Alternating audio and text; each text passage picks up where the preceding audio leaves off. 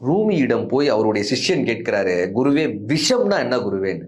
ரூமியினுடைய பதில், அளவுக்கு அதிகமாய் எதெல்லாம் இருக்கிறதோ அதெல்லாம் விஷமாகத்தான் இருக்கிறது.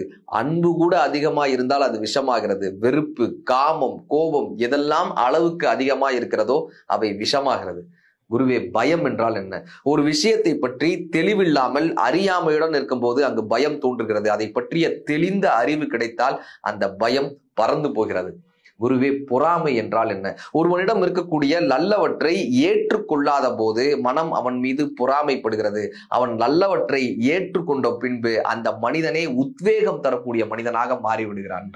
குருவே, கோபம் என்றால் என்ன? தன் கட்டுப்பாட்டில் இல்லாத ஒன்றை தன்னால் இதை கட்டுப்படுத்த முடியவில்லை என்கிற ஒரு ஏக்கம் ஒருவனுக்கு வரும்போது அது பதட்டமாக மாறி அது கோபமாக மாறுகிறது. இந்த கட்டுப்பாடு இன்மையை ஒருவன் ஏற்றுக்கொண்டால் அந்த கோபம் சகிப்புத்தன்மையாய் மாறுகிறது.